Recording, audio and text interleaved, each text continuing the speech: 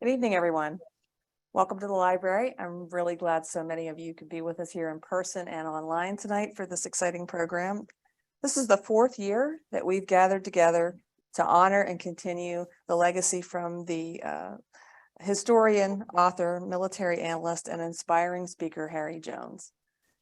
This Harry Jones Hidden Histories program series and the library collection are designed to keep us following the path that Harry set as one of the leading authorities on the role of African Americans in the Civil War. We continue to come together each time to develop a fuller and more accurate understanding of our city and the nation's history. Known for his humor and his engaging delivery, Harry was a believer in the importance of original sources, which of course, as librarians, we are near and dear to our hearts as well. He had a career that spanned everything from military service to history consultant to board service at our own National Civil War Museum. It's an honor for the library to continue to host these events and to build the collection and learn along with you on these important topics. I want to thank the Dauphin County Commissioners, Mike Prees, Chad Saylor, and George Hartwig III for the county's continued support of the Hidden History series, and thank Ruby Dove for all the work that she does with staff to make the events possible. And it's now my pleasure to not stand any more in between you and our conversation tonight and introduce WITF Scott LaMar. He's the host and executive producer of the Spark program, and he'll launch us on tonight's learning journey. And I would introduce him by telling you how many decades he's been in radio and TV, but I'm afraid he'd retaliate by telling you how many decades I've been at the library. So instead, I'm just going to say, take it away, Scott.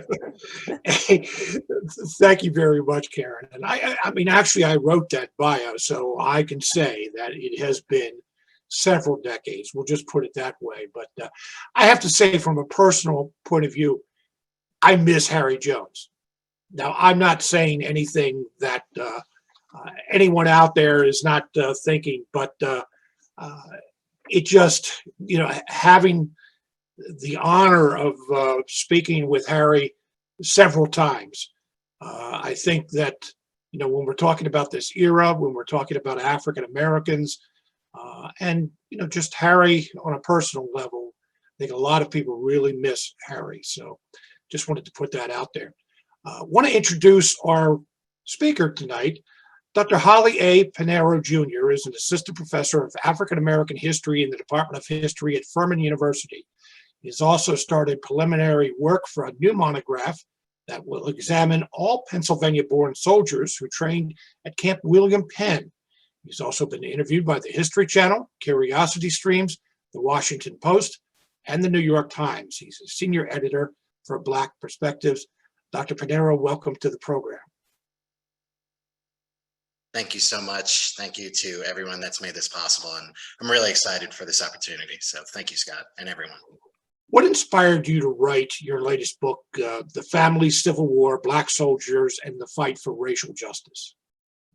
I would say, first and foremost, my family. The very short version of my life story.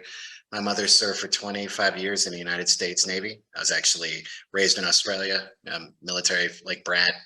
We've lived all over the world. And I always really struggled with our identity as mother, son, family, but also within the context of the military. And I say that particularly when she retired and we as a family navigated the hardships of things like PTSD and employment issues and issues with pensions and medical benefits. But also when people would look at her only as a veteran or a service member and say something like, thank you for your service, and never look to the people around her that were mourning, that were nervous, that, this is pre-accessibility of the internet. So most times I would only see her every 6 to 9 months. So I was always frustrated with that. And then also, truthfully, my obsession with the film Glory. That film really inspired me since my social studies classes in like 6th or 7th grade. So those two together, I was always interested in military service, but on a more individualized level. Like I joke, but it's almost like the Jerry Seinfeld like method of who are these people? But at the end of the day, like that's what I wanted to know. Who were these service members as young children? Who were they as obviously when they served? If they survived the war, what happened to them after? And what was their family structures like? And I told my mom this after I'd finished the book. It actually gave me a lot of closure with our relationship. We're very strong. We love each other, and it helped a lot. She actually was a go-to resource when I would ask questions about navigate her experiences and her fellow veterans' experiences navigating pensions even now. So to me, it's like this book is a love letter to military families, Black families, and especially women. Like, I love the book cover that it is 3 Black women, because they are integral to understanding military service. And we're going to be talking about pensions. You said even today, and anyone in the military who's tried to go through that process can relate to it. But just think about 150 years ago and think about being Black at that time. We'll talk about that a little bit later. You write right in the very beginning of the book that it is unique in that you don't think that there have been many or any other books written about the family experiences of African-American troops. Yes. So part of that is historians have always, and including those who study any, indigenous service members, white, you name it, there's always been a paragraph, maybe a sentence, or even a chapter that will talk about family impact of the war, especially when we talk about issues over pay, which is something I spent a lot of time on, the inequalities that many experienced when it came to the lack of getting paid. For me, I was also listening, and happy to talk about in the pensions, the families were at the center of the historical records. And it just surprised me that many historians, even still, refuse to acknowledge military service went beyond just those in uniform. And the thing is that Black veterans from the Civil War, a number of them became historians as early as the 1880s or even 1870s, because they recognized that white scholars and veterans were ignoring their stories. And in one of the book's dedications, William J. Simmons in Men of Mark, he makes the dedication of his book particularly to the Black women. And that stuck with me, is that he's acknowledging that the war impacted women as well. And that I'm paraphrasing, but that these women, particularly the mothers, sacrificed so much and helped to win the war. And that really motivated me to rethink, what is this book about? I pitched when I was a grad student, writing about Black soldiers, talking about the 13th to 14th Amendment, Appomattox, stuff like that. But reading through the records, they were talking about their family structures, their marriages, what they were like as children, if they had children, issues of disability, unemployment, like the human side of their lives. And that's where my book went, because I wanted to hear their voices and the way they define themselves, because I thought that was very important. Well, something you just said strikes me is that so many books about the Civil War focus on the battles, the military aspect of it. So for both white and Black, yes, there are very few books out there that talk about the home life. And just what you mentioned, I mean, yeah, we'll see letters, see copies of letters to home, but usually it's a soldier talking about what he did in the battle or how hard life is.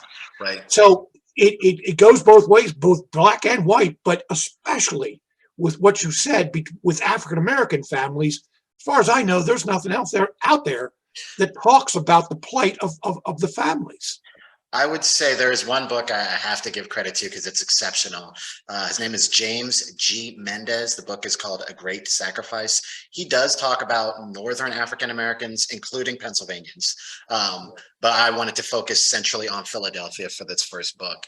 The thing I'll say to your point is soldiers, the Black soldiers that I studied, were actually writing to their families about, if the money comes, here's what I want you to use it on. One of the soldiers, I'll never forget this when I saw the record, it was his enlistment document. And on the edges of the document, he wrote to his wife, keep this because this is the only evidence you have that we are legally married. And that just stuck with me, that he had to come to grips with his mortality on the moment that he enlisted.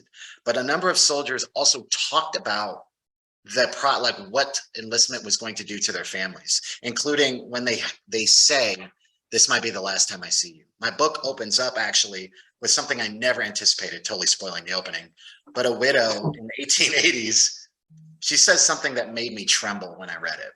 Her name is Mary Leighton. She was the widow of a gentleman, Benjamin Davis, who was actually connected to the 54th Massachusetts, the film Glory.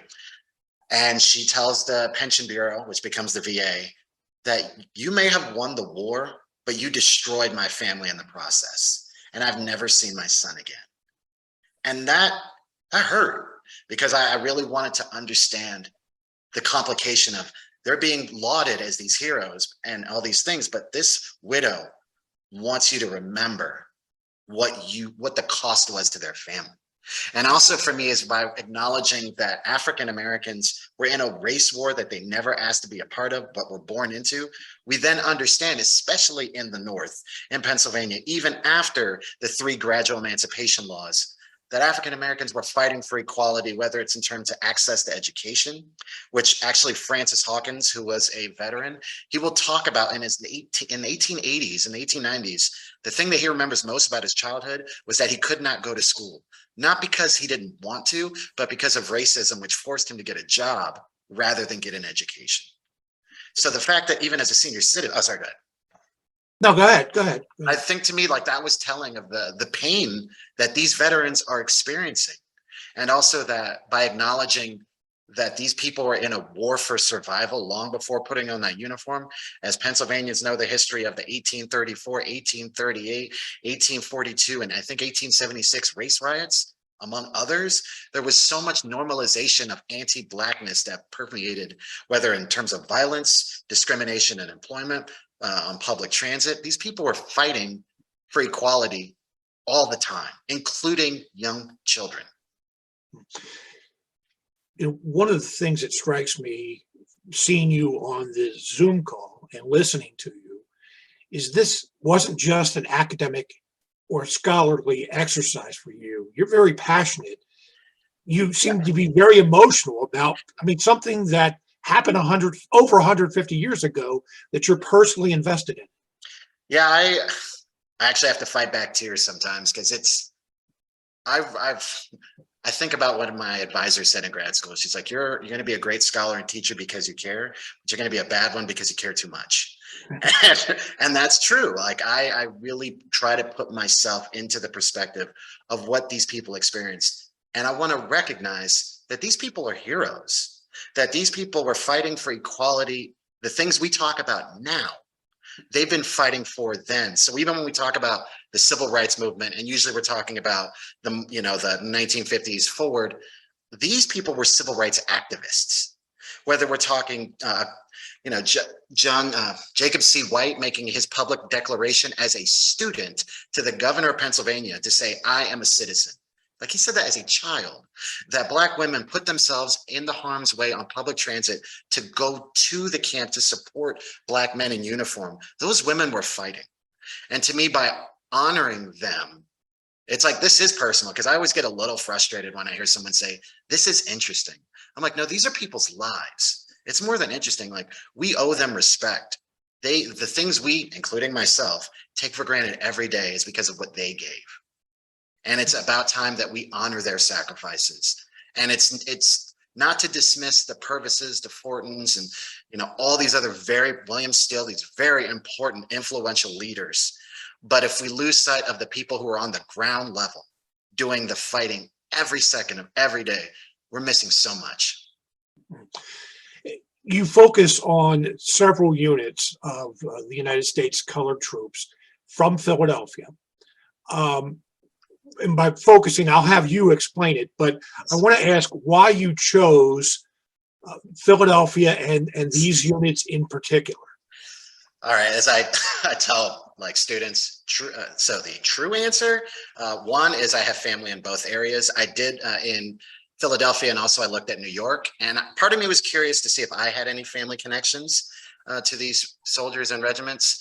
Then also, I was a poor grad student at the time, and sleeping on a relative's couch, doing the research, it was a lot easier. But I also recognized that Pennsylvania, not even just Philadelphia, Pennsylvania is a rich state with so much history. And a number of scholars have looked at the USCT experience in Pennsylvania, but usually it's only in passing, other than James Paradise's book, Strike a Blow for Freedom, and another scholar who talked about Camp William Penn in a book-length study. So the book looks at the 3rd, the 6th, and the 8th United States Colored Infantry regiments. And partly I chose those 3 regiments because they were the first 3. And there was so much public reception to their experiences, including coverage that reached the national stage. Though I will acknowledge in my next book, I'm going to look at every Black regiment from Pennsylvania because I want to acknowledge there's so many more individuals. But centering it on Black Philadelphians was important because I wanted to understand that they were driving, living, working in a city where the mobilization of the state was its epicenter in many instances. So it was inescapable. And you have people like Frederick Douglass, you have Lucretia Mott, you have Octavius Cotto, you have a who's who navigating that area. And to me, like that just, Anna Dickinson, just to name a few, like that made it a prime location. On top of the fact that you have the AME Church, African Methodist Episcopalian Church, and the Christian Recorder, in which Black soldiers wrote in those that, and then the Weekly Anglo-African out of New York City. They wrote in those newspapers all the time. So for me, I wanted to understand what is happening in that city, 1, and what is happening with the Black community in that city, 2. But there is some irony, though. I just finished reading a book about William Still, Yes. who called the father of the Underground Railroad, and he was in Philadelphia. A theme throughout the book, and you've even touched on it tonight a little bit, is that these men and their families were discriminated against before the war, during the war, and after the war, Yes. almost lifelong. Now, this is a northern city that may have been the most important hub on helping enslaved people escape bondage. But discrimination was that rampant. Isn't there some irony there? There is, and actually, I believe they were referring to Andrew Deemer, if I'm saying his last name correctly. His book, I will acknowledge, like, he's an exceptional scholar. I haven't read that book yet. I literally just ordered it this morning. So I'm looking forward to reading it. But yeah, William Still also, I don't know if you talked about this with Dr. Deemer, but William Still was actually connected to Camp William Penn as a sutler as well. So he has direct connections to the USCT experience in Pennsylvania, which is something I'll delve into more in the next project. That's actually, and I'm glad you brought that up, that's an important point that I try to delineate when I talk about what I do. Because a lot of people, when they say, so what do you study? Black military service and the Civil War. Oh, so you're studying the slavery and its legacy and all that. I'm like, not at all. And I want to be clear, I say this as someone who had enslaved relatives in the Carolinas and Florida.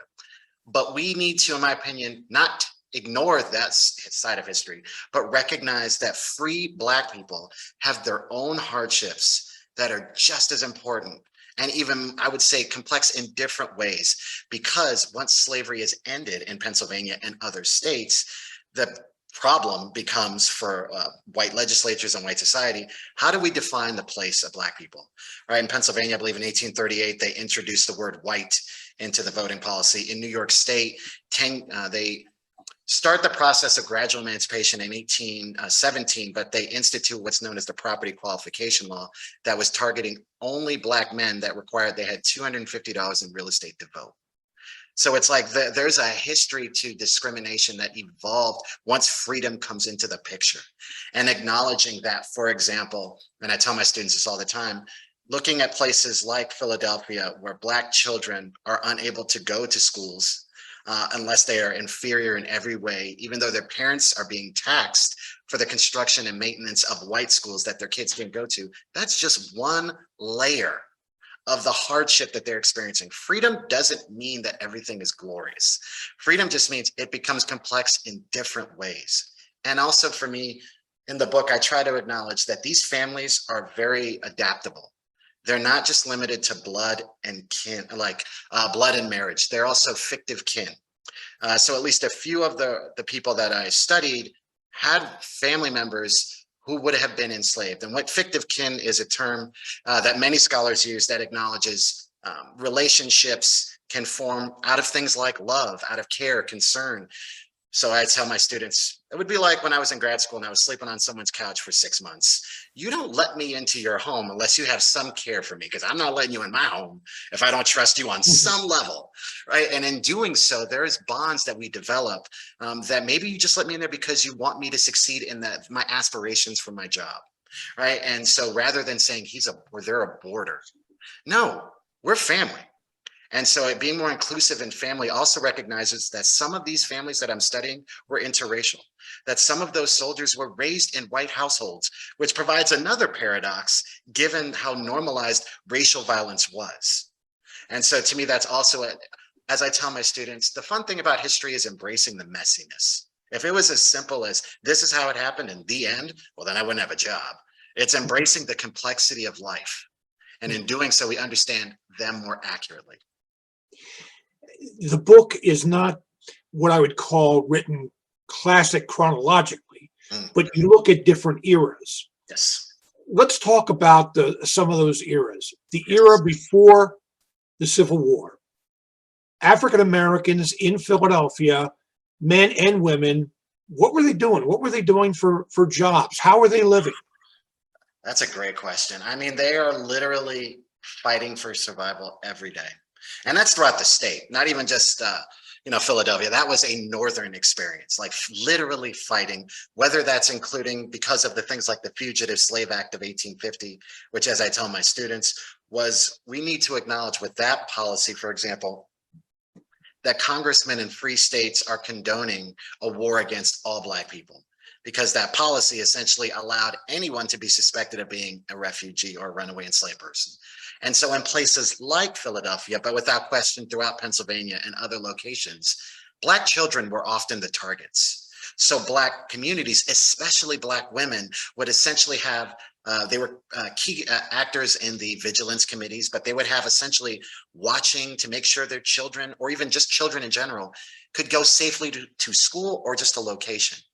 There was also discrimination on public transit because there were many city policies that made it legal to discriminate up to physical violence against Black individuals when they rode on what were called Negro cars, which were essentially exposed platforms in which it was hellacious. There were instances of people experiencing life-threatening situations. As I tell my students, unless you've been to places like Pennsylvania in the wintertime, or even in the Midwest, you don't know cold. So imagine being forced to sit out on an exposed platform in January because you're Black, even though you paid a fare. And there's so many layers to it, including the fact that occupational racial discrimination impacted everyone in the home, that Black men were being paid less or forced to work as laborers, which therefore meant that Black women of all ages had to find wage earning work, which in the Victorian era idea of gender meant they weren't really women, even though they were and always saw themselves as such. And as I noted before, even children would have to forego an education, not because they didn't care, but because racism meant everyone in that home had to work. So those are just some of the layers of the hardships that they face. But I'll also add, the beauty of it is their perseverance. As I tell my students, there's so many times if I thought about myself in these people's situations, I would have given up. Because I'm just like, look, you win. At some point, you're gonna break. I'm gonna break. I know me. I'm gonna break. And it's that they don't. And through each era, it's that we are here and we have given you everything, and we will not stop fighting until you recognize us for what we have done and what we'll continue to do. I have to admit, I had that exact same thought as I was reading the book, the one about how did they persevere? I mean, it would have been so easy to give up. Yes. But they didn't. They didn't. All right, so let's move ahead to another era, and that is when the Civil War began. Yes. But African American soldiers, there weren't African American soldiers. Yes. There were one thing I did learn in the book, that the Navy had some African Americans. I did not realize that. Yes. But that the Blacks couldn't fight in the Civil War in the U.S. Army. But what were they doing? What were they doing to try to help the effort? I guess, I mean, that's a great question. It also depends on how we're defining fight, especially as the United States Army is going deeper into the Confederacy or into, border states. It's that enslaved people were fighting every second of every day from within the Confederacy, whether it was refugeeing, whether it was becoming spies, including people like Harriet Tubman, or those who are actually actively destroying the Confederacy by staying. So people like I hope I don't butcher her name, Mary Elizabeth Bowser, who worked in the Confederate White House, but was then relaying information that she overheard to others in the United States. Like that to me is like, they don't necessarily have to pick up a gun to be fighting in the way my students or most people think of having a gun. And then we can acknowledge that even children were agents of change and actors in that as well. The frustrating thing, and I'm saying this from the perspective of African Americans, particularly in the North, they were many were pining to fight from the beginning, or even once they, John Brown's execution occurred. So in New York, Black men will try to mobilize in New York City and they will be arrested. There will be other instances where Black men will do training in informal militias, but they're usually put down or arrested. And there was the Militia Act, which barred Black men from serving. Though I believe a few other scholars have noted there were some instances of Black men who were able to pass as white that were successful in serving in the United States Armed Forces. And without question, Black men served in the Navy for years. And more needs to be done on that. I want to acknowledge that's not my area, but more needs to be done acknowledging that. The thing I will also want to state with the Black press, which is extremely important in understanding a lot of this period, is they were also extremely vocal. So you have people like Alfred M. Green, who was a Black lawyer in Philadelphia, who from jump was just like, Black men need to serve. They'll get all these things. It'll change America. It'll destroy this, slavery and all that. And the Black newspapers are saying, first of all, you don't know if any of that's going to actually happen. Second of all, this country has demonstrated to all Black people that we are not even seen as human beings, that we don't deserve any rights. Why should we die for a country that legalizes oppression against us, or even any Black person who comes into the United States territories? On top of that, President of the United States of America has repeatedly stated that this is a white man's war. Right, so it's just like there was lots of frustration that manifested in the Black press, particularly in the early stages of the war. And that's important I want to acknowledge there is an idealist understanding to military service and a realistic understanding. What was military service actually like? And President Lincoln, what you hear more about it nowadays, but this is something that usually isn't taught in school too much, and that is that he favored colonization. Yes. That it wasn't emancipation so much as it was, well, okay, we'll go to Liberia, and that's where the Blacks in America will go to once they're free. Yep.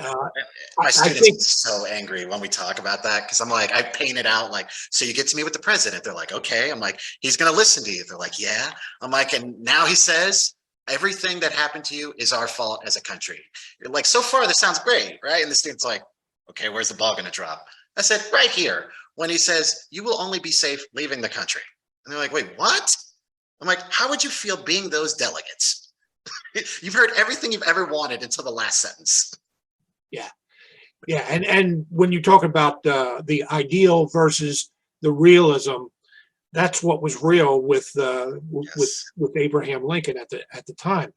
So let's move on to when the troops, the USCT actually formed, and that African Americans could actually fight. I mean, that came about because, well, it was after emancipation, yes, but it also was because there weren't enough white men to fight, right? Right. Well, it's reached that point where the war was going longer than the United States anticipated. The service of the white men who served initially was coming up. Confederacy was becoming more successful in its battles. People were growing tired. Also, Drew Gilpin Faust, for example, has talked about this, the Republic of Suffering, the normalization of death and how it was discussed was becoming overwhelming. And there was also a growing contingent of white people who were now saying, well, let African Americans fight. They need to earn their freedom, which to me is always annoying.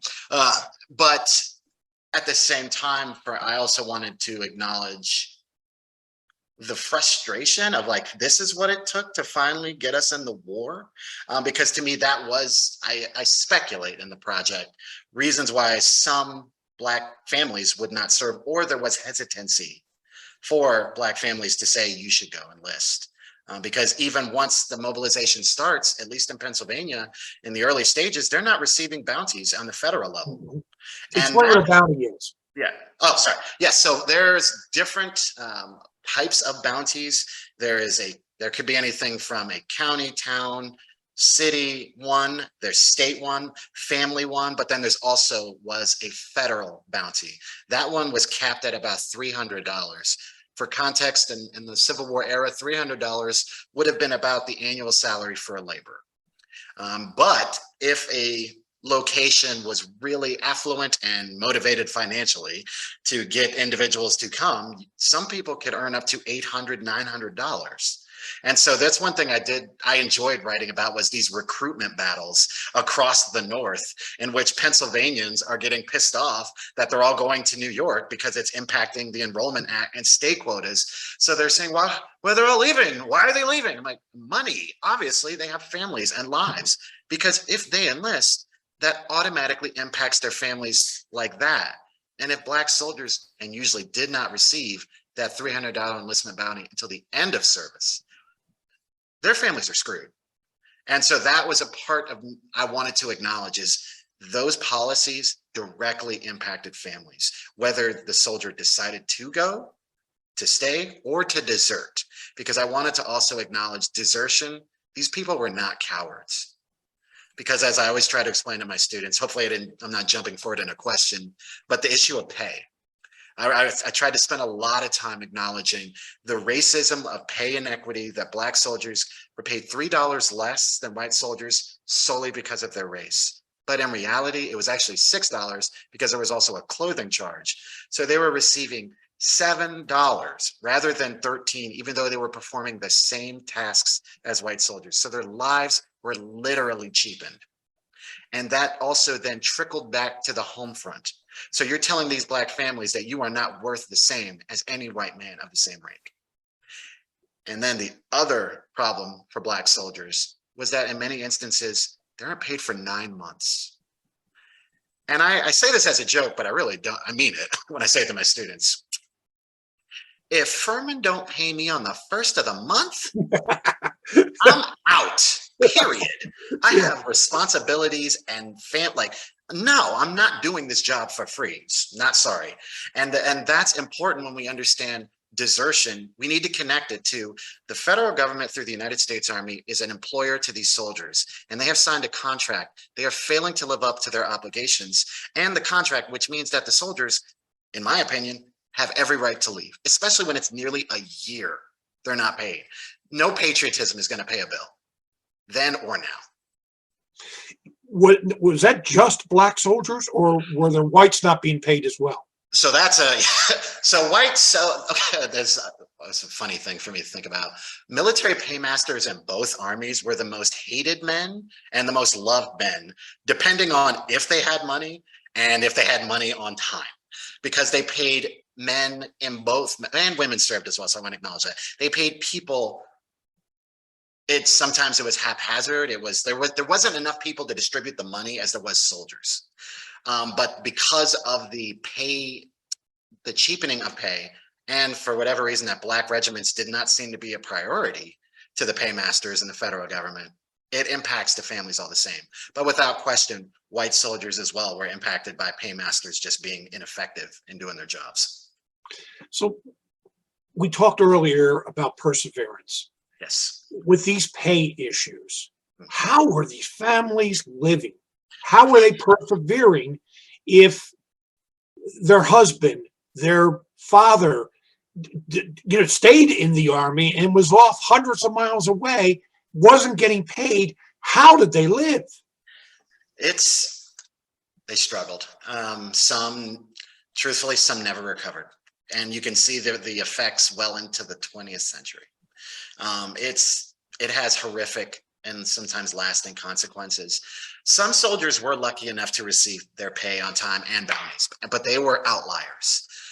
In many instances, the women, particularly wives, daughters, they would have to pick up the slack and assume the male role as the breadwinner, which then put them into the brunt of criticism from people within society for stepping out of their place, even though the war has forced this whole issue. Excuse me. But also what I saw more was when it was issues of when we hit the winter time, we don't have enough to stay warm. we're running out of food, or someone's gotten sick.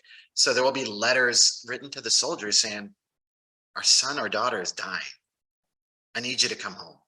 Or I am being threatened by a potential, like something like maybe an eviction, or just the constant pressures of racism at the home front, right? So it's like these families are begging sometimes the soldiers or even the commanding officers and up to the president of the United States, please release them from service.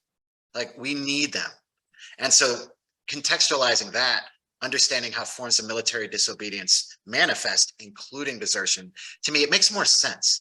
These men didn't just run away because they were scared. Maybe they're running away because they're just tired of doing this. Maybe they're running away because their kid is dying and they want to see him one more time. Or maybe they're going home because they want to get paid.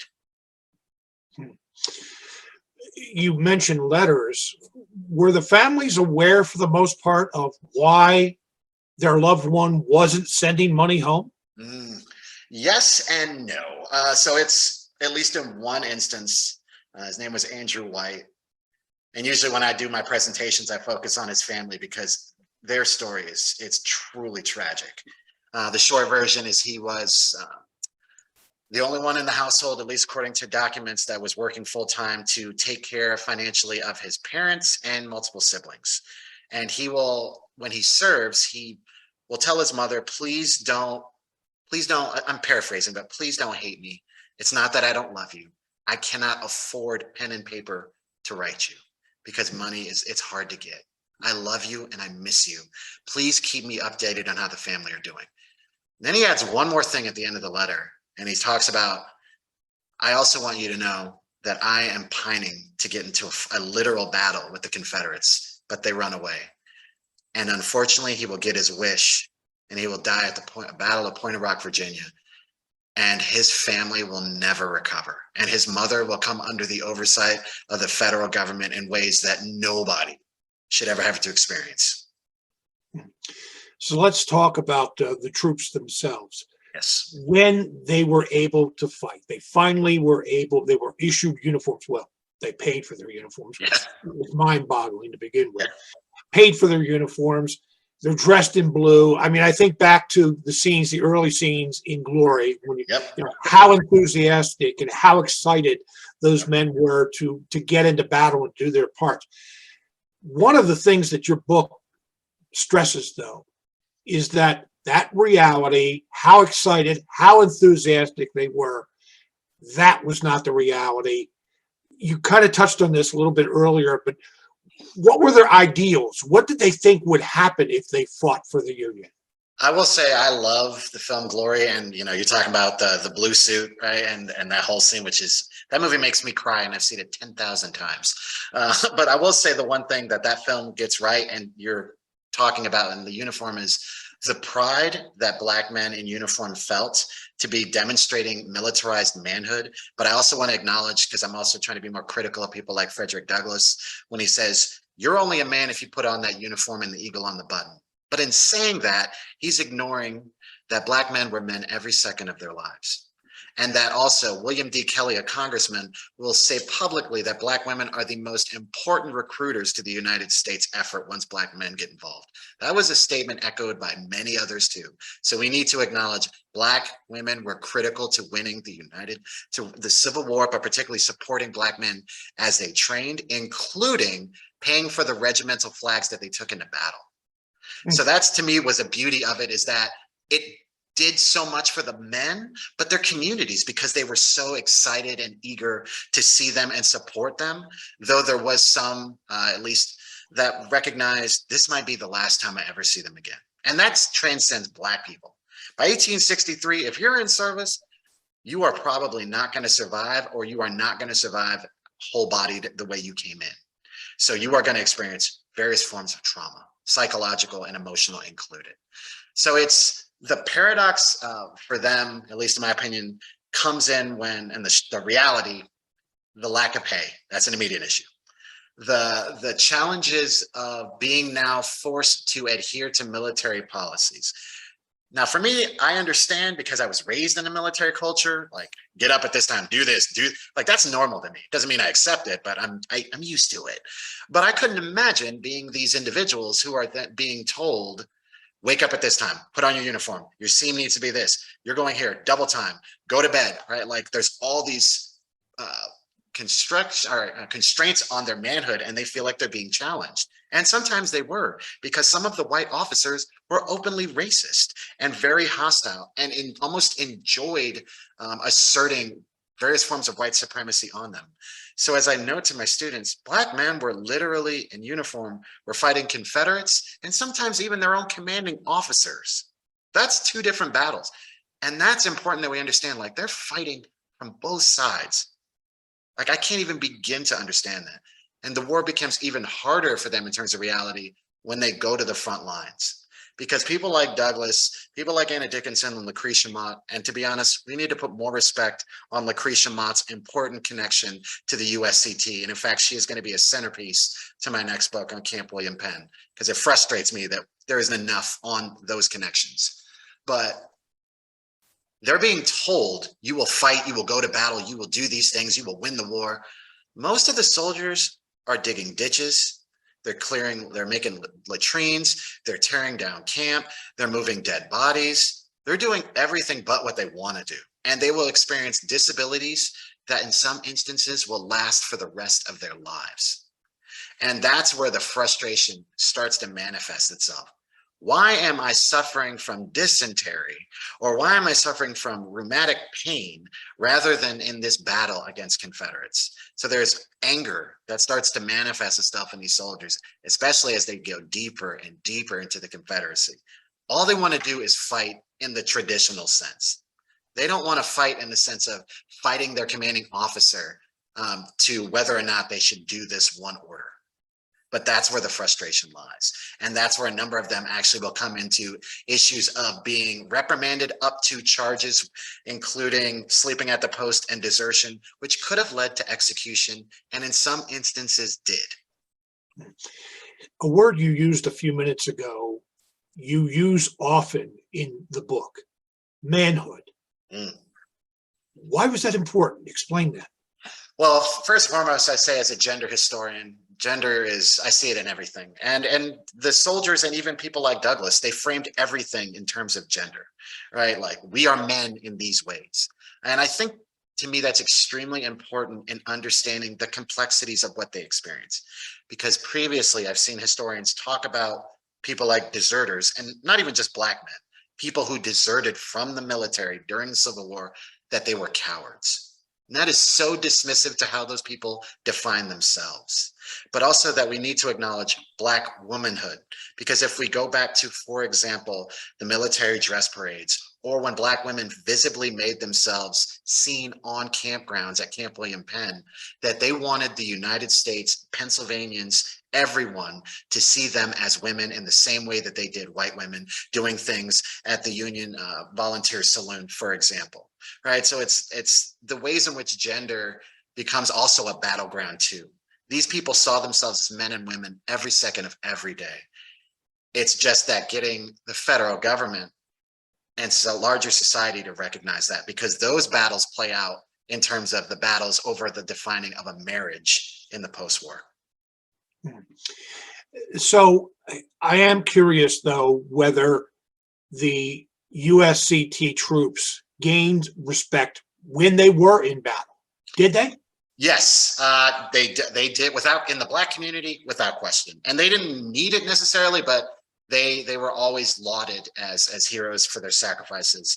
It was for white society, it was when you have like Milliken's Bend, Hudson, and many others where you start to, their validation is seen. But these people, those kind of traditional battles, again, ignores that they're battling all the time against various policies from within their own military. And understanding that, we understand that they were heroic even before they put on that uniform. But yes, these soldiers that I studied in this book, they are in the Carolinas. They are in and actually connected to Juneteenth because they're in Texas.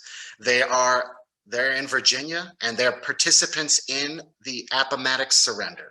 And that always frustrates me because I'm so tired of seeing that image of Lee and Grant and the white officers. And that's true. But if you looked outside of that building, Black people were there. Black people in terms of civilians and service members. Because one of the soldiers I studied, he actually says, and as a veteran years later, yeah, I was at the surrender. And I remember being like, bruh, that's all you have to say? You were there? Like, give me more, please. But at the same time, it's definitive proof that these people were involved in battles across the United States and Confederacy. Yeah, those paintings of Lee and Grant outside the McLean house where the surrender took place, you don't see very many Black faces in the paintings. That's for sure. And the thing is, multiple Black regiments, including Black Pennsylvanian regiments, were there. And to me, that's something that needs to be illuminated more and puts more respect on Pennsylvania and other states as well. And saying, we are responsible for this. You're welcome, America. So you talked about how these Black units did earn some respect while in battle. The Yes. war ends. Yes. Did the Black soldiers get the respect they expected? From within their own communities, yes. I would say also initially within society, it's as time progressed and there begins this pretty quickly after white amnesia.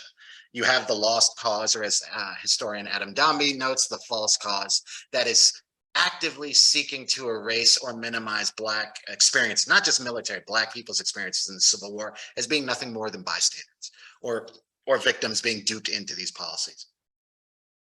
But Black people are, I would say that the fact that they, for all the problems of the pensions, and there are many, and I'm happy to talk about them, Yeah. the fact that the federal government, you know, this is something I never thought about till I started to close the book when I wrote it. We need to actually look at Civil War pensions for all their problems, and there are many, as actively refuting the lost cause, because they document these people's lives from childhood through service, well into their deaths, and even after into their distant relatives, which therefore meant that they and their sacrifices were remembered, and that Black people did fight to save the United States. All right, so we've mentioned pensions a few times. Let's address it. I mean, you talked about it even today, Yes. of what military families go through. Mm. Let's go back 150 years, and especially with a focus on the African-American families. What did they have to do? How difficult? How much of a challenge was it? I mean, the challenge was, I mean, truthfully, I can't even begin to put myself into their experiences. And part of it is because of going back to one of our first questions about racial discrimination for free, but also just those who eventually will become freed, were issues of literacy, lack of resources to document their marriages to the satisfaction of various state and federal agents. So being able to prove you are the legitimate widow or child of these peoples, that was a battle in the pensions. And that's where the book titles actually comes from, that these families were battling in the Civil War context through the pensions to be seen the way that they defined themselves. Civil War pensions date all the way back in the United States context to the Revolutionary War. Right. And as many other scholars have noted, they were technically the first federally funded social welfare program. So I often throw that out when I hear people in modern context talking about critiquing, you know, social welfare, blah. I'm like, so do you not like the military? Because like, that's kind of what you're saying. But the fact is that one of the good things about the pensions is that they did not discriminate racially, which is really fascinating given everything we've been talking about and even more. So because they never said anything about race, particularly by the Civil War, it technically meant anyone who served, especially African Americans, indigenous people, could apply for a pension. It did not mean you would get one, but you could at least start that process. And the process to get either an invalid or veteran pension or a dependence pension, which ranged from fathers, mothers, widows to children up to about 16 years old, could span generations. In fact, I believe one of the last, if not the last, Civil War widow pensioner was, she died a few years ago. Mhm. right? So it's like these people are we're still with us. But the pension process was complicated, highly bureaucratic, extremely invasive, because once you submitted that application, you've essentially opened yourself up to scrutiny for the federal government to look into nearly, if not all aspects of not just your military service, your entire life. Nothing is out of bounds during that investigation. Nothing. In the book, you write about a woman who, and I forgive me, I can't remember the time period, but like 30 or 40 years after the war, that her mother had been denied a Yes. pension, but she didn't know why. Right. She didn't know why she was denied a pension, and the family suffered as a result. So there's two, thank you for bringing that up. There's two pension, well, there's three that really stick with me. One involved a widow who she married a veteran. He passed, but she had a child prior to their marriage. So when she applied for a widow's pension, the Pension Bureau, which usually had a committee of like anywhere from 3 to 5 individuals, said, if you want this pension, then you need to tell us about when you had that child, and we want to know everything. And so I'll be honest. And by everything, they meant everything, right? They meant absolutely everything. Right. And when I remember reading her testimony, that was pages long, which also meant that there was someone else in the room writing down everything that was said in graphic detail about her first intimate experience. I remember I called my mom crying because I was so horrified of what this woman had to experience. And, my mom said, but how is she talking in terms of her tone? And she was right, because the woman basically said, she's like, all right, you want to know what happened? I met this individual, Frank Williams, in a hotel in Atlantic City, and we had intimate relations, and that is all I will ever say about that again. Right? And it was just to me, it was like she was so stern, but also the bravery she showed to do that, but also the gall of the federal government that they want to know that about her life to feel satisfaction before they decide whether or not to give her money. It was horrific. Another veteran, unfortunately, will get a cannon shell stuck in his head. George, I believe Murray, he applies for a pension, but we will not know is clinically insane. The Bureau will say, you can't prove that cannon shell was from the Civil War. That could have happened anytime. Wow. I remember reading that being like, you have got to be blanking kidding me, right? So he eventually, unfortunately, will die. His widow will apply for a pension, and she will receive it in 1890 because they expand the pension policy due to federal government policy. And just for context for the audience, at one point in time in the United States history, Civil War pensions made up the majority of the federal budget. Presidential campaigns hinged on pensions. That's how important they were at one point in time in the United States. And she will get a pension in 1890, but will lose it shortly after because rumors will spread that she was supposedly a sex worker. And it turned out her white neighbors just didn't like her. And the pension agent basically was like, good enough for me. Don't care if it's true or not. Gone. And that one hurt too, because I'm just thinking so you're willing to invade into her life and then to discriminate off some is not true, just because you want to save money. But her life and what you made her tell you means nothing. And the example you brought up, that actually forced me to look beyond. I wanted to stop the book in 1880, 1890. I really did. But then I got a record of a correspondence from Emmeline Woodson, writing to the First Lady of the United States of America during the height of the Great Depression. And she, paraphrasing, essentially will say, dear Mrs. Roosevelt, I'm a poor Black woman from Philadelphia. And in the grand scheme of things, everything that's happening in the world, I know I really don't matter. But you and your husband have done so much, not just for the world, but especially for people of my race. Will you please look into my case for my mother who is dying of cancer? She's been rejected from a widow's pension. The First Lady of the United States of America, at one of the high points of the Great Depression, responds to this woman in 7 days. I can't get people to answer an email in 2 weeks. Right? I say that as a joke, but to me, I'm also in such awe that Eleanor then took it and made it her personal mission and was then telling the VA, I want an answer on this case, not tomorrow, not next week, today. And these two women will start a correspondence over not just their experiences, but their family's history. And that closes the book, which I hope the audience will check out, so I won't spoil how it ends. But to me, it was that beauty, even in the hardship of what's being said, that she is asking to not be forgotten. And in that example, the First Lady actively ignored the lost cause and took it upon herself to remember and force the federal government to remember what this Black Philadelphian family experienced well into the 1930s. They were still living with the war. I want to mention to our audience that you can ask questions. I'm going to ask a couple more questions of Dr. Pinheiro, but you can ask questions via chat. And since I am not in the library and I'm not aware of how you're going to bring people up, go ahead and do that. But put in the chat if you have some questions too, and we can read those questions too. In fact, we have one here this isn't necessarily a question, but SW says, I learned so much about my great-grandfather, his family, and his enslavement from over 500 pages of his pension file. Wow. He was less Civil War veteran in Harrisburg. So, there's quite, something that you can learn and to be proud of.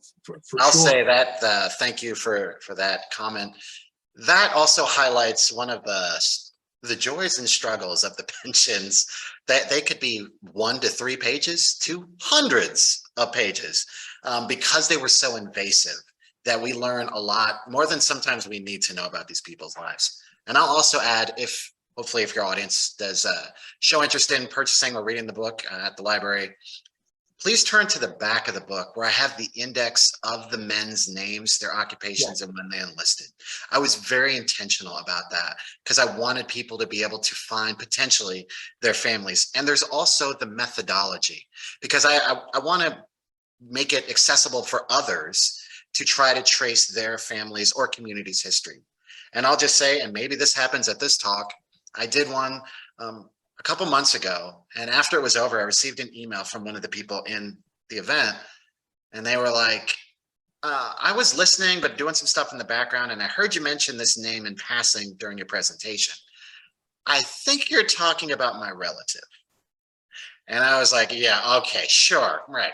So we Zoomed, or we emailed, and then we Zoomed for like an hour. And as we were talking, I was telling things about the person and the family, and she started telling things. And I'd say about 20, 30 minutes in, I forget, there was a moment where we both kind of looked at each other, and it was like, oh my God, we are talking about the same people. And it was in that moment I realized I am talking about this person's family. A person's family that was actually one of the first people I studied since I was in grad school. And I told them, I have been studying your family since 2010. I say this respectfully to her. Like, I looked at your family and families like them as like my family, because I owe my career to understanding their stories. And she sent me an email after reading the book, and it always makes me cry when I read it, because she says, in short, you not only focused on the men, but you focused on the women, and you gave them a voice that had been silenced for 100+ years. And you've done them justice. And I'm trying to fight back tears now, because that's all I've ever wanted, was to be affirmed by the communities. I don't care if this book ever wins an award. I honestly could care less. But if it's validated within the communities, military families, this is what I do it for. Because I understand that people deserve to be amplified and championed and not just dismissed. And again, I want to remind our audience that you can, in the chat window, write a question or a comment, or however we, at the library, those people who are there in person can ask a question as well. But, one of the things that I think we have a question from the audience in the live chat. Oh, we do? I think so. Do you mind, or Scott, if you want to finish your thought, that's fine too. But we do have one here live. Okay, go right ahead. With 200,000 African Americans having served in either the Army or the Navy, Mhm. it is pretty clear that their deeds and accomplishments are horribly underrepresented on the battlefield sites. And the books that you guys have referenced, and so many more, are horribly underrepresented in the visitor centers, in the museums, and everything like that. So it seems that it is incumbent on us to push, the various organizations in charge of this to do better. And you mentioned Lucretia Mott, and another guy and I, half a dozen years ago, we did a half-hour documentary on Lucretia Mott. And I have to tell you that based on my experience, if her recognition factor among educated Americans is 3%, I would be astonished. And what I found was that highly intelligent, highly educated people, when pressed to identify her, their question would be, is she connected with the applesauce company? Oh my God. I don't mean to laugh. I don't mean to laugh. I'm just wow. But it's, once, twice, Wow. thrice, you're like, oh, this has to be an outlier, but Wow. multiple times. So, when we're talking about the stories that you're telling, and they're remarkable stories, but one of the most remarkable women in American history, and no one knows who she is. Thank you. Wow. I mean, okay. So first I'll do the Mott point, which 100% on point. Like Anna Dickinson, women in general, and I say this as a scholar who makes it very intentional that we need to not just focus on men. That's something I'm trying to make it very clear in my scholarship, while also highlighting, like Lucretia Mott. Sorry, I don't know why someone's at my door right now. Of course, sorry, was not expecting this. It's Lucretia Mott is very important, and she will be a very, I promise you, very important figure in my next project. I would also say, like, you're right. The thing I pray, truthfully, is that this book is in libraries. And I say this understanding financial issues that people are experiencing, right? Like sorry, I want to get up, but I'm not. It's Zoom, this is what we live in 2022. All right. But I would just say, for me, it's that it needs to be in libraries. Who is that? It needs to be in, needs to be at sites. It needs to be, like, my hope is that this is in public schools, community colleges. I went to a community college. I love community college. And so for me, like, I want it accessible. I tried to write it, and Scott, you can confirm whether or not it's written in an accessible manner. I want people to read it. Yeah, it very much is. Before we get to another question from the audience, I did want to ask you, because I don't want to ignore this. I mean, we're talking 5 decades after the Civil War. I think one of the things that audience probably understands from our conversation is that this dream that many African Americans had of joining the military, and when they got home, that there wouldn't be the discrimination, they would have better jobs, all those things didn't become reality. So what did they do for jobs? How did they live? How did their families live after the war? Yeah, the post-war, that to me was really, and I think, like, in terms of the narrative I was trying to write, is if by highlighting their childhood, young experiences, wartime, when you hit the post-war in their lives, I hope that I've written it a way where, like, as you see what happens to these people, it hits real hard, right? So you understand, like, who they were, but how life, they experienced in different ways. And, recognizing disability takes on many different forms. There is physical, but there's psychological, and there's emotional. Unfortunately, at that time, physical was the only one that was recognized by the federal government and medical professionals. And I use that term loosely because there was racial discrimination manifested itself in medicine practice as well. It was horrific. And I will say that the families often became informal nurses and, providing resources to the aging veterans, particularly as they aged. A number could not resume their pre-service work, or they were doing the same work as laborers. So they didn't see the occupational modification upward as they had hoped. And that to me is part of the frustration, is like they've been in some ways used, chewed up, and spit out.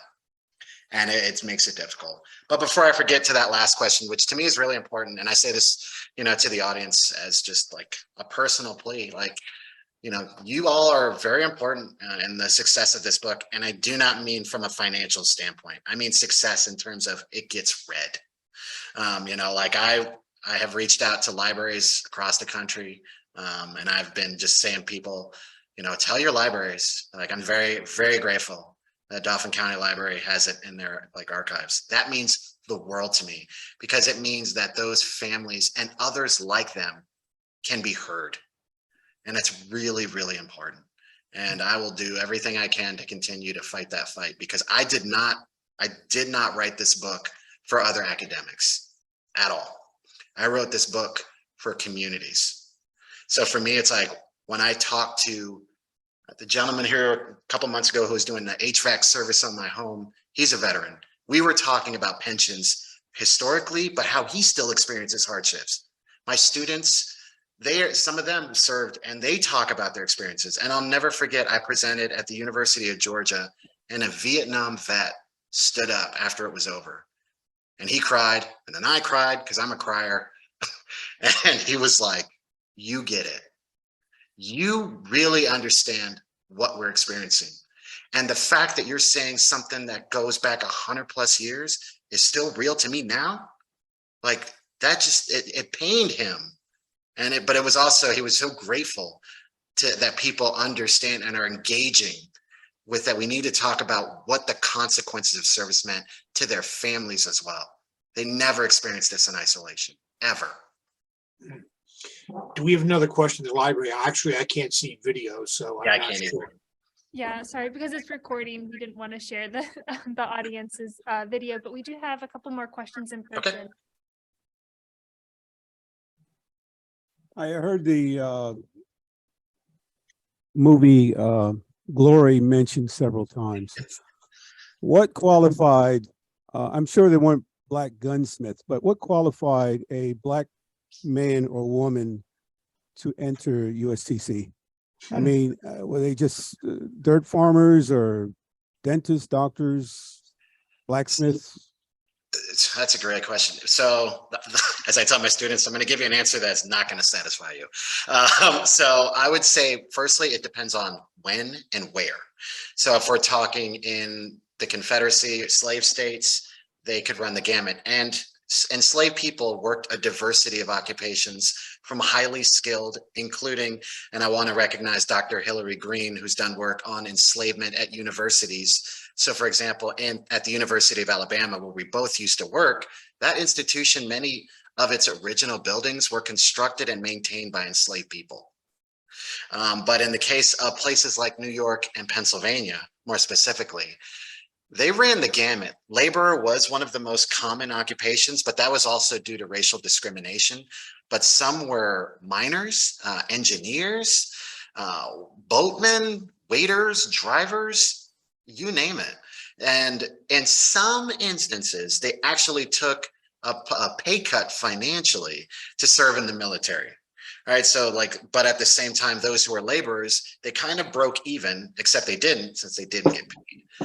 You're right that Black women were also part of the USCT. For example, Susie King Taylor, who was formerly enslaved, she will actually become a nurse in the 33rd United States Colored Infantry, I believe in South Carolina.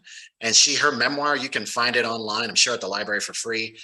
She'll talk about the fact of what she experienced, including that she loved using a gun. And she was like, I'm really good at it, which she really needed to be in South Carolina at that time.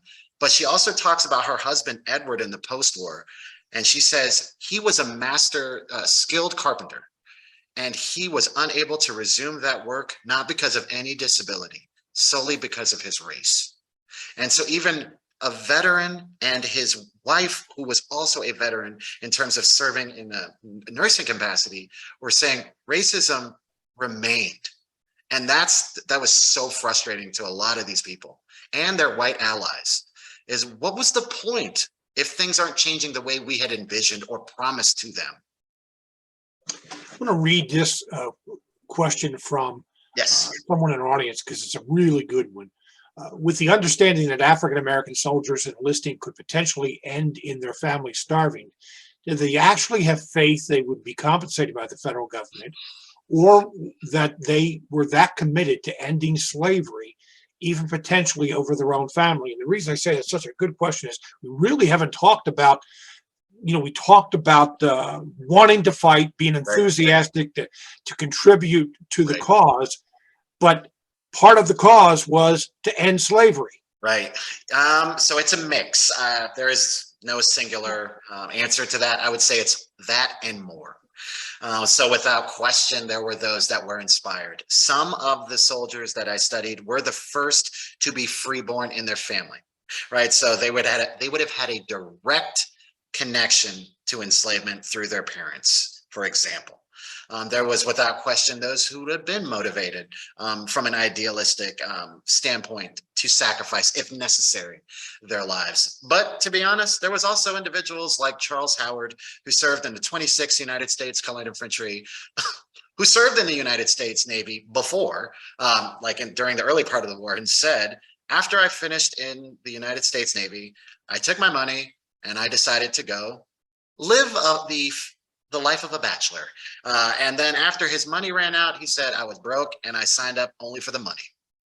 And his statement was not something I ever expected, because that went against the idealistic standpoint of what was being talked about in terms of the recruitment. So it runs the gamut, but it will also impact Solomon Wilson, whose real name was actually Lee Othello Brown. He will run away from home.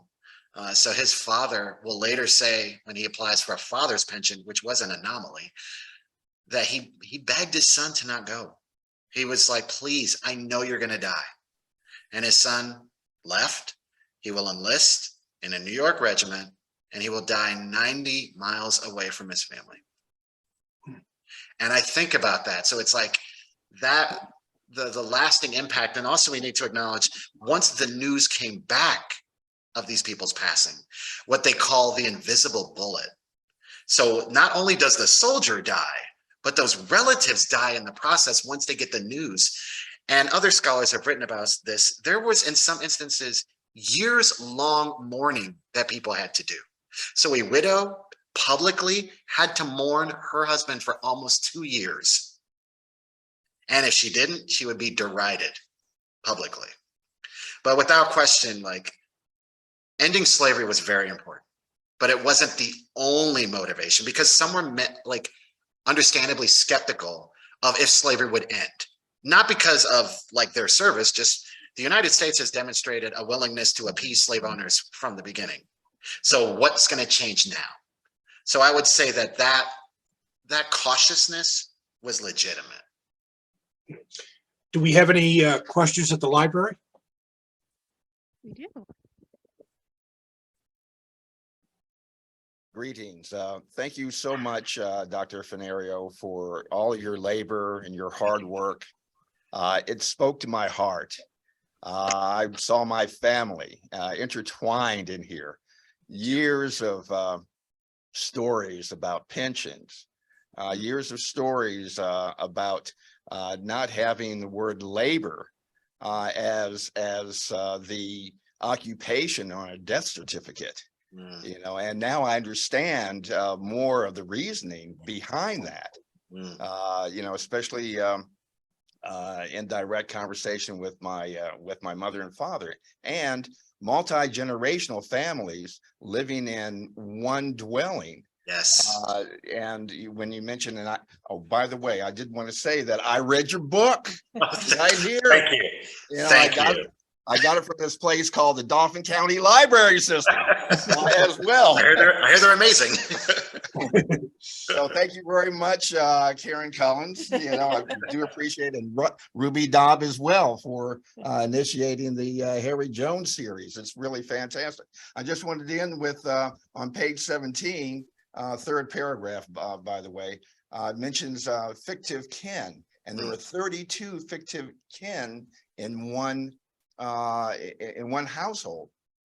And, you know, when I'm going to bring to bear some of information, some historical information on finance, is that during that time, if there was a member who ran out of money before they got paid, they would go to the cookie jar, which was on the kitchen table, and they would take out only that they needed to eat. And when they got paid, they put it back plus some more. So there's that cookie jar, and then it expanded to the community, to the neighborhood, and then to the community, because Black people were precluded from the capital market. Yes. And so that's when the, you know, durable goods were purchased for one family, and then the other family, and then and this is the beginnings of the credit union. Many other inventions as well. But I wanted to personally thank you for writing this book. And I see myself and my family in every page on here. Thank you.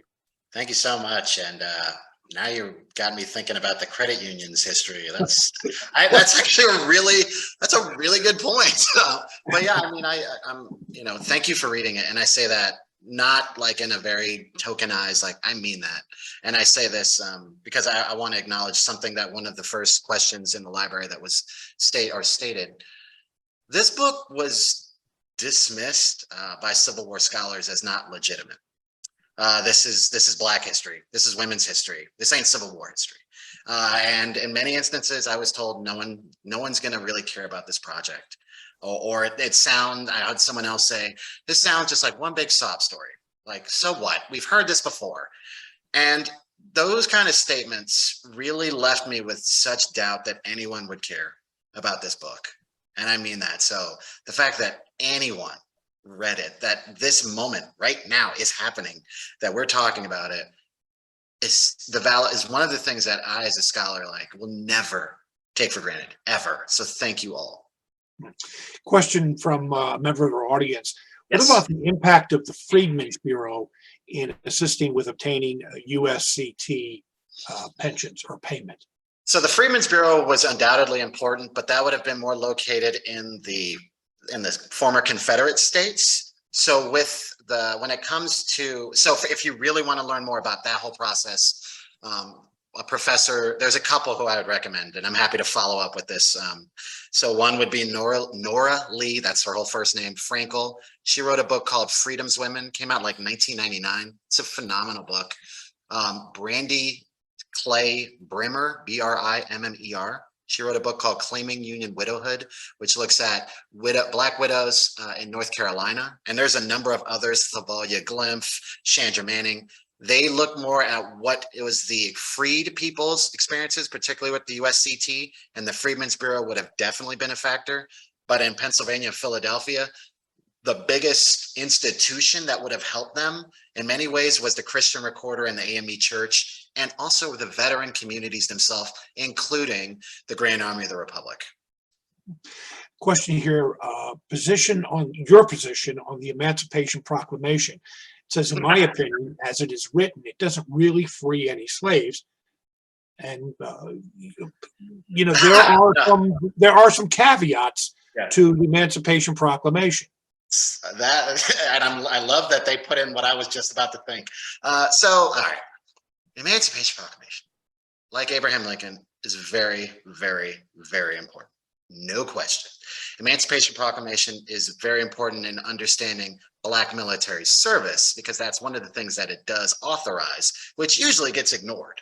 But we need to also acknowledge the preliminary Emancipation Proclamation, where Lincoln essentially was acquiescing to slave owners and trying to give them an out in terms of compromises and financial compensation. And it was only after the failure of the border states to take that deal that he issued what we know as the final draft. So we can't ignore that. And as I ask my students, like, let's just read the document and list off all the places where it actually has no actual effect. And it's a lot of places.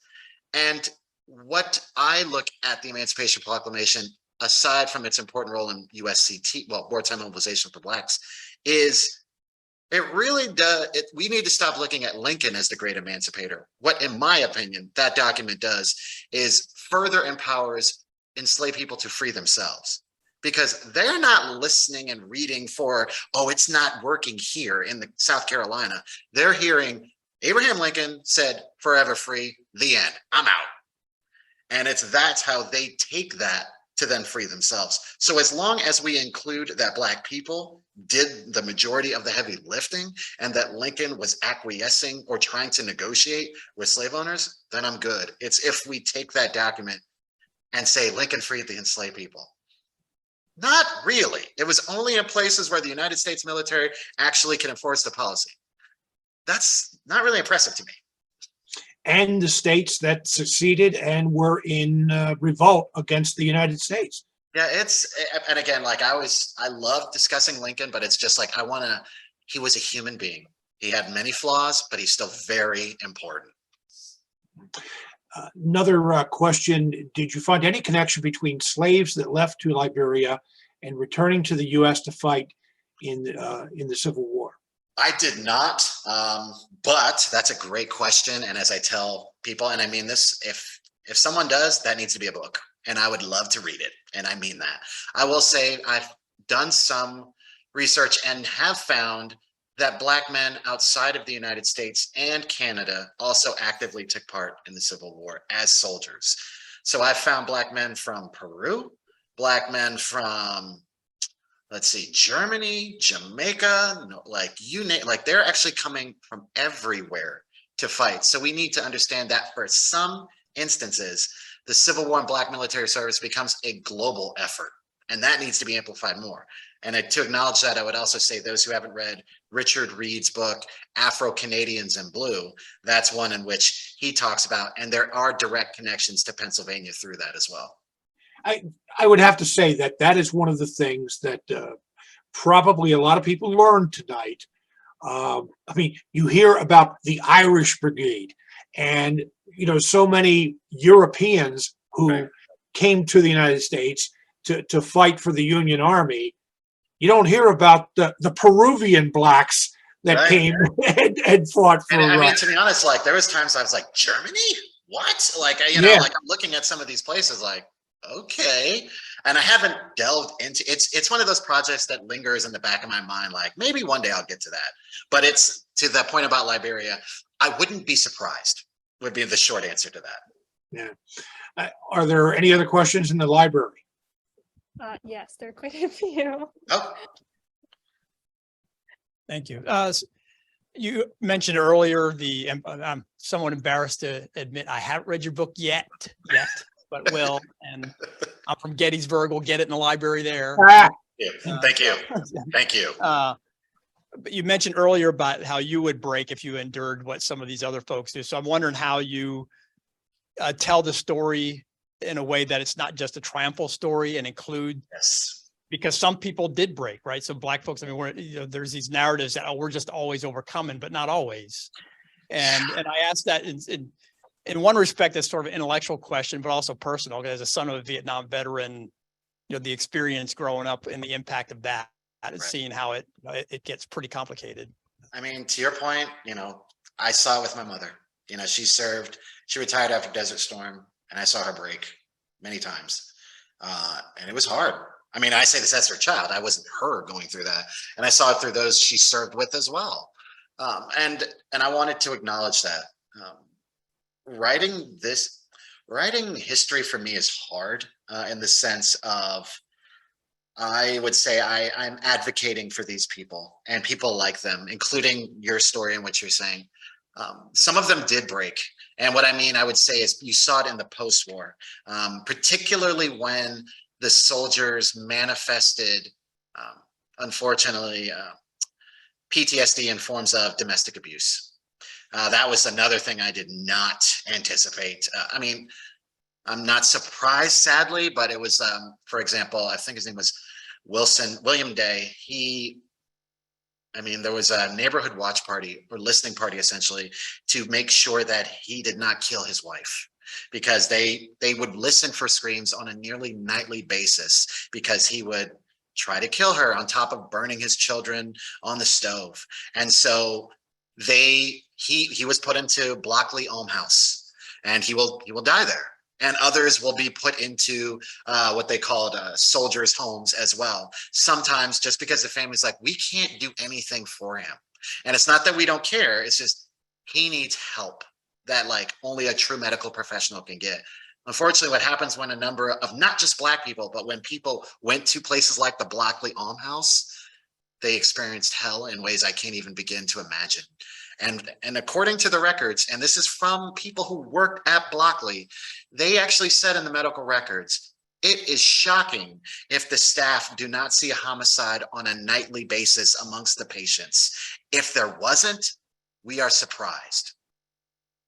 And that they would lock particularly African-American and also European immigrant men, not just veterans, men into the attic where they were dying like animals, fighting each other for rats. I mean, it was absolutely horrific. And I think to myself, some of these, like that one soldier is being lauded as a national hero and is dying in an attic, starving and fighting literally to eat to live. Thank you for your service. Rather than, how about we take care of these people because of what they've given, and that we need to recognize the war was always with them, including with their families. Another question, did you find any of the steel industry recruiting the African-American veterans to work for them, especially in Philadelphia and Steelton? That's a great question. I will say not with this first book, but I would be surprised with the second one when I look at Black Pennsylvania, if I didn't. But that's an excellent question. I will say, if you're interested in looking into the history of that, and particularly African Americans in the steel industry, Joe Trotter Jr., I think he's at Carnegie Mellon. He's a scholar who does exceptional work on that. Do we have any questions at the library? Yeah. I'm guessing this is the X-rated version question. My understanding is when a USTC soldier would be captured, he would be beheaded and the white counterpart would be shot. Is that true? In your survey? I have not seen that, but I will say that unfortunately, becoming a prisoner of war was very racially privileged. And there's a whole section I have on that. Essentially, there was a whole part, what was called the Carter Hill Dix, the Dix Hill Cartel, but not drug cartel. Like, I know that's the word most people think.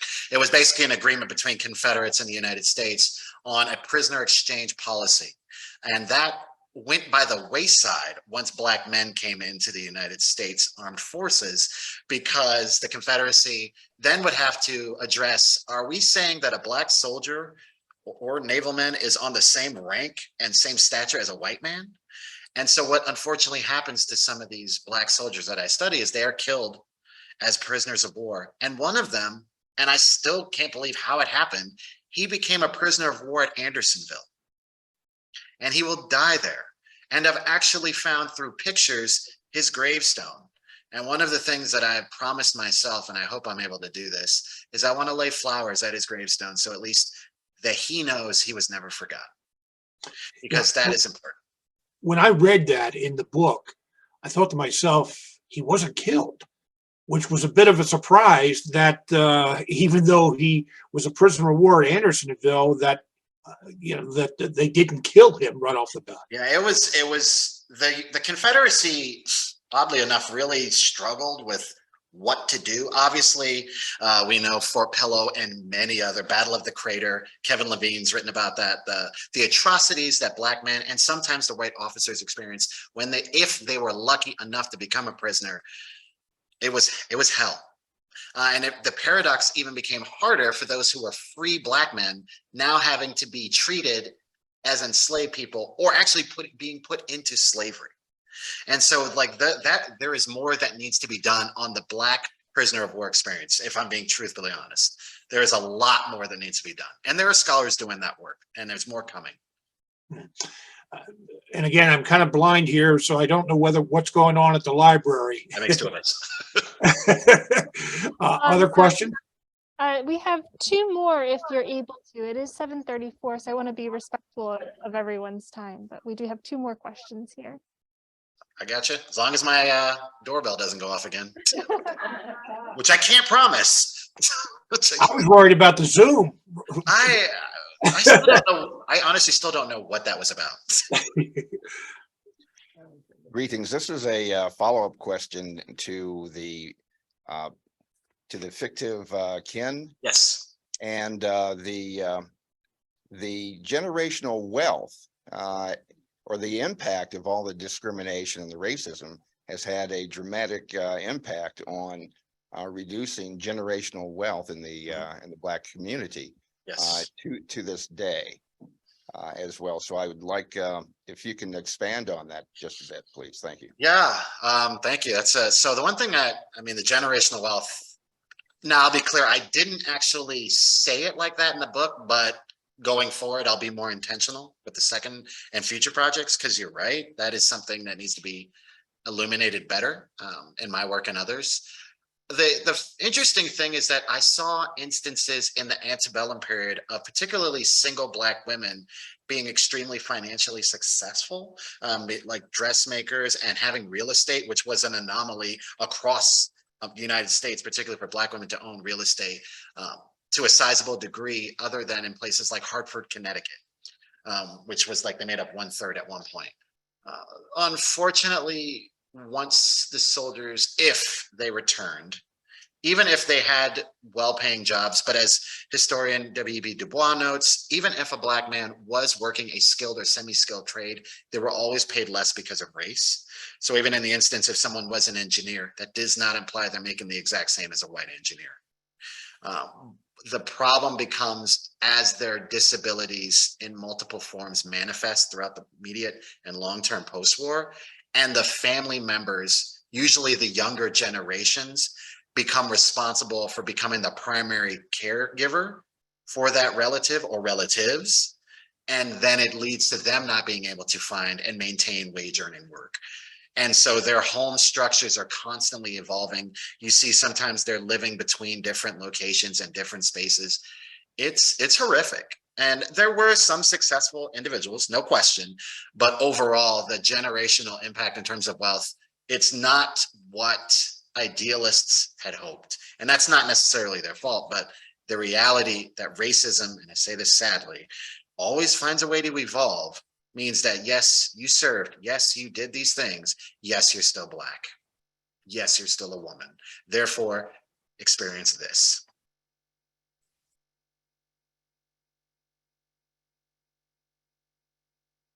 Back when I was a kid and they still taught history in the schools, one of the things that we heard about, particularly in Pennsylvania, was the experience of Molly Pitcher in the American Revolution. So there's actually two questions that come off of that. Are there examples of Black women who essentially did the Molly Pitcher role in the Civil War? And are there examples of Black women who posed as men to join the USCT? I'm not familiar with the Molly Pitcher story, unfortunately, but to the second question, I will say, and a number of scholars have written about this, there was at least 400 women, particularly mostly white, that served in the United States and Confederate militaries. And in fact, one of them actually was only spotted once she gave birth near the battlefield. And her commanding officer even said she was the best soldier in the unit. But also one soldier that I remember reading, because her story is a great way to talk about the conflicting ideas of gender, is I think her name was Rosetta Wakeman. She was a white woman who served, she dressed as a man and served excellently, and also her father was always writing her pleading for money, so she assumed the male role as the breadwinner. So I use her as one example for students to talk about the fluidity of gender. This father is now dependent on his daughter, who is serving as a man, serving in a male role as a soldier to win the war. Let's just unpack all those layers. To my knowledge, I have not seen women of color particularly serving as men, but to be honest, would I be surprised if someone came up with or discovered that? Not at all. Nothing would surprise me. In fact, I would love to learn that. Because that would be truly groundbreaking, and I say that as a Civil War historian. And another book. Yeah, my poor library just never.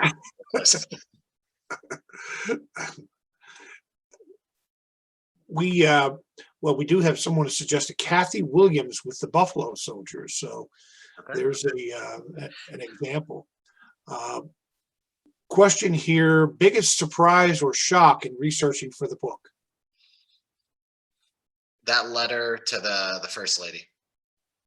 Actually, two. The letter to the First Lady, because seeing a letter that said from the desk of Eleanor Roosevelt, that made my hands shiver. I'm not gonna lie. There was and then the other was, and anyone who's ever navigated pensions can attest to this. You never know what you're gonna find. And in one of the records, there was a photo, and it was of Francis Hawkins in the post-war in his uniform.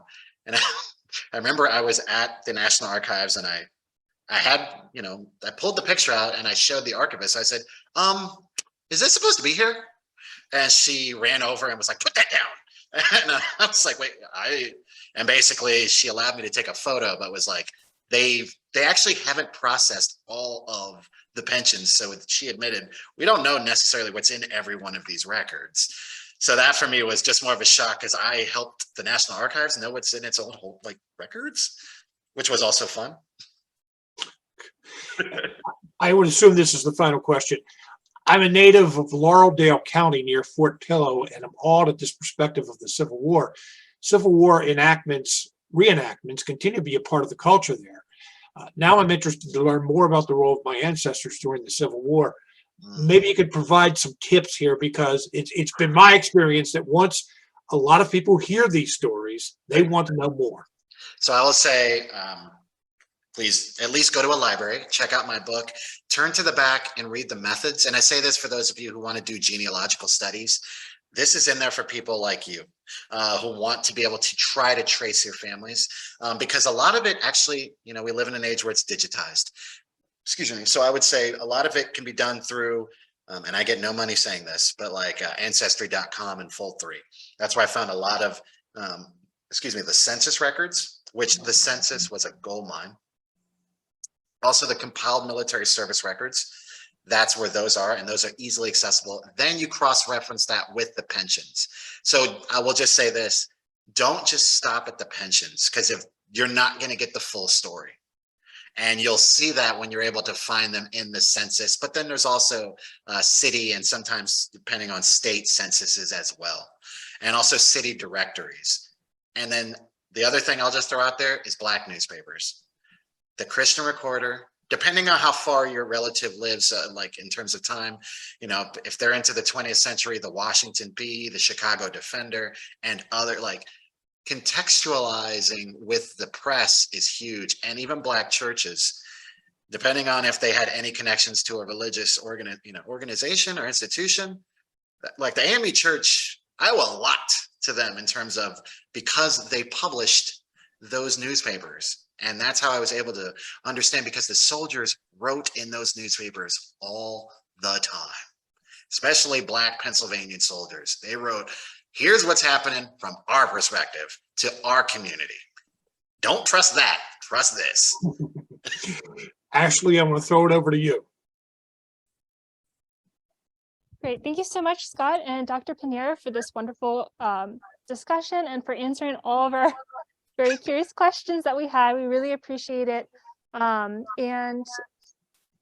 I think that's it, unless Dr. Pinheiro, I always like to ask our presenters if there's anything that we did not ask that you would like to share before we I actually want to turn back to the first question, or I guess the closing thought for the first point made from the live chat, or from in the library, is what,